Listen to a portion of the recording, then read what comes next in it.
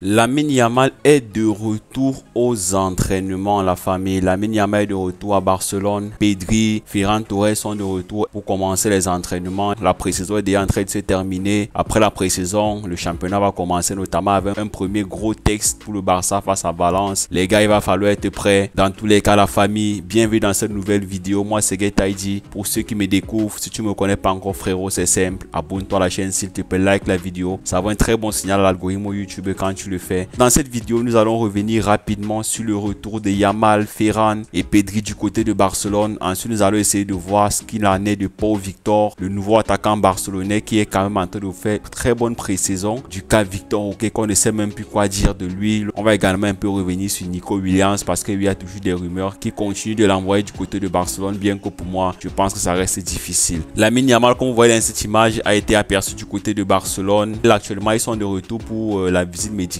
avec Pedri et Ferran. Parlant de Ferran, je ne sais pas dans quel pot le ranger parce qu'actuellement, il n'a pas eu beaucoup de temps de jeu à l'Euro. Je ne sais pas à quel niveau il serait actuellement au Barça. Avec Hansi Flick, est-ce qu'il va s'en sortir? Honnêtement, pour ma part, ça restait un des joueurs que je comptais mettre sur le départ du côté de Barcelone parce que oui, comme je vous l'ai dit, s'il faut recruter de nouveaux joueurs, il va bien falloir dégraisser l'équipe. Et je pense que des joueurs comme Ferran Torres peuvent payer les pots cassés. L'effectif du Barça commence à être lourd. Il y a beaucoup de jeunes qui ont été très bons au niveau de la pré-saison. Beaucoup de jeunes ont joué, mais tout le monde ne pourra pas jouer à l'équipe première. S'il faut faire monter des joueurs comme Pau Victor à l'équipe première, je crois que normalement il va bien falloir trouver des solutions à des joueurs comme Ferran qui joue aussi un poste un petit peu offensif, je vais même dire presque avant-centre. C'est vrai que Pedri est encore blessé, Lamine Yamal et Ferran Torres sont déjà prêts, ils sont aptes, ils vont devoir commencer l'entraînement. Il faut qu'ils se remettent au niveau parce que le Barça aura vraiment besoin d'un grand Lamine Yamal cette saison. Pour moi, c'est la saison de confirmation. C'est vrai qu'il est jeune, il a encore 17 piges. Je pense que cette saison, il doit faire une grosse saison. Bien que sa récupération se passe bien, il sera difficile pour Pedri d'être prêt contre Valence.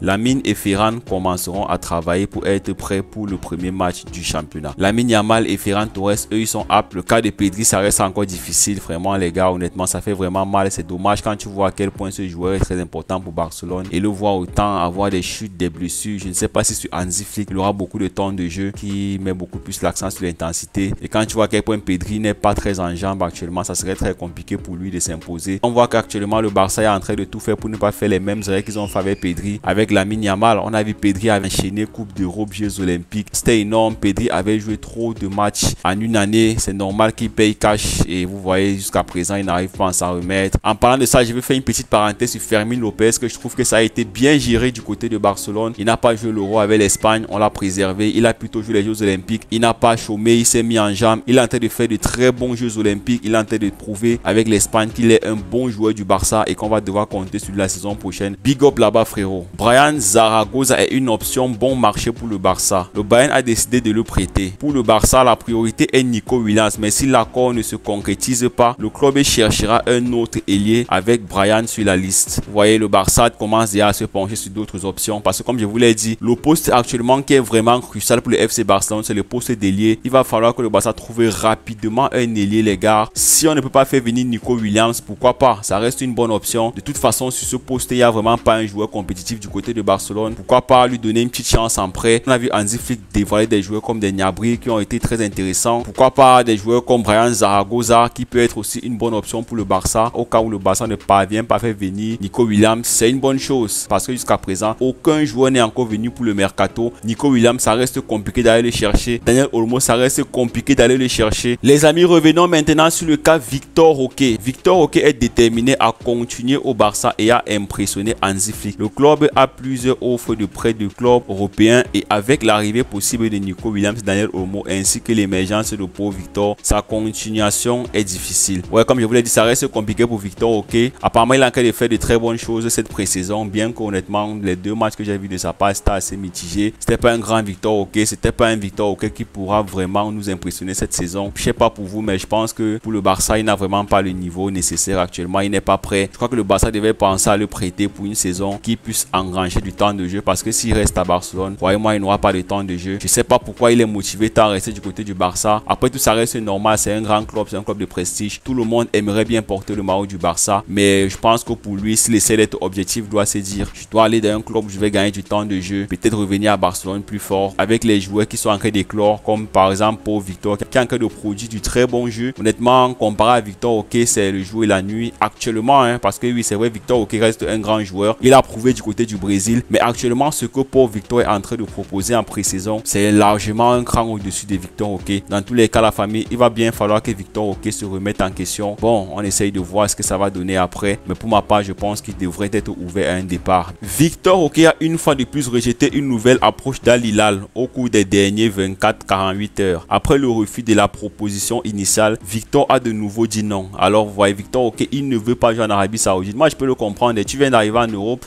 tu sors du Brésil, tu as fait la grande traversée, tu as fait le grand pas. C'est clair que tu as envie de jouer dans les top clubs européens, tu n'as pas envie d'aller jouer en Asie. Ça serait un peu baissé d'un cran parce qu'on essaie de comparer le championnat brésilien et le championnat asiatique. C'est vrai qu'actuellement, en termes de niveau, le championnat asiatique est passé vraiment au-dessus. Il y a beaucoup de joueurs là-bas, il y a beaucoup de professionnels. C'est devenu un championnat très confirmé. Moi, je sais pas pour lui, mais il y a beaucoup de jeunes déjà qui jouent du côté de l'Arabie Saoudite. Certains même d'entre eux sont même déjà en train d'être récupérés par des clubs européens. Donc, dans tous les cas, ça reste une bonne option pour lui. Et surtout qu'Al Hilal est le meilleur club arabe, est le meilleur club d'Arabie Saoudite. Je sais pas pourquoi il ne va pas un peu essayer de se pencher de ce côté-là. Il a à cœur de rester en Europe. Je pense qu'actuellement, il est en train d'attendre la proposition d'un top club. Ça reste des bonnes options, mais honnêtement, s'il n'est pas capable de ficher un bon niveau du côté de Barcelone, je ne vois pas ces clubs venir facilement le chercher. Barcelone intensifie les négociations pour Daniel Olmo. Les jours qui viennent sont extrêmement importants pour parvenir à un accord avec Leipzig. Alors là, franchement, c'est un gros dossier pour moi. L'affaire Daniel Olmo reste un dossier, une très bonne option pour le Barça. Honnêtement, il va bien falloir que le Barça accélère ce dossier parce que oui, je pense que c'est un joueur qui a un très bon profil. Il peut jouer mieux le couloir, il peut jouer mieux le terrain et il peut aussi aider au niveau de l'attaque. Franchement, c'est un joueur qui a un très bon profil offensif. Pour ma part, il faut vraiment que le Barça fasse le nécessaire. Si on ne peut pas faire venir Nico Williams, pourquoi pas forcer de ce côté-là? C'est vrai, comme je vous l'ai dit, ça reste compliqué. L'effectif du Barça est trop chargé. Leipzig veut prendre une grosse part au niveau du transfert. Dans tous les cas, la famille Barcelone va devoir faire rapidement le nécessaire. On a après, je crois, 25 jours de la fin du mercato. Ce temps commence vraiment à passer. 25 jours, ça va vite, hein, les gars. Trouver des terrains d'entente en 25 jours pour des joueurs comme Daniel Olmo et Nico Williams, croyez-moi, ça ne serait pas du gâteau pour le Barça. Les amis, parlons maintenant de Pau Victor. Le Barça est très content des performances de Pau Victor et pour le moment, il ne veut pas se séparer de lui. Moi, honnêtement, je crois que si le Barça se sépare de lui, ça serait une mauvaise chose. Il est en train de faire une très bonne pré-saison. Il va être inscrit à l'équipe première cette année. Honnêtement, je crois qu'il mérite. Il a tout ce qu'il faut. Il peut être une bonne double puis Lewandowski. Surtout que Lewandowski actuellement, c'est pas le Lewandowski prime. Donc, je crois que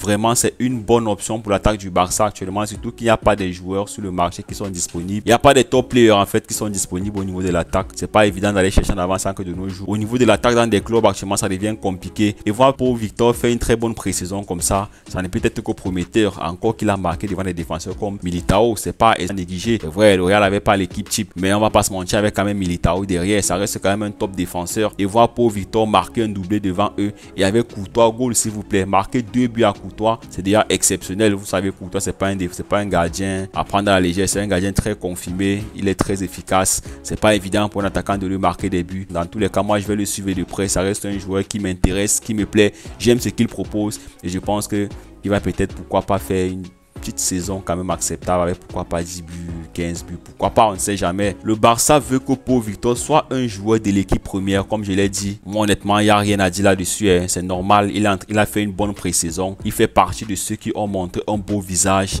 à la pré-saison. Donc logiquement, je crois que le Barça devrait l'inscrire à la saison prochaine qui arrive. Honnêtement, ça peut être une bonne double pour Lewandowski. Encore si Lewandowski ne prouve pas, pourquoi pas être le titulaire du Barça l'année prochaine. Ça reste compliqué, je sais, je ris même en disant ça. Mais on va quand même le suivre de près. C'est une bonne option pour le Barça. Restons concentrés les gars et observons ce qui se passe. Nico Williams est de retour de vacances et est arrivé à Bilbao. Vous voyez les gars, Nico Williams est rentré à Bilbao. Il est de retour de vacances. On voit que tous les joueurs sont rentrés de vacances.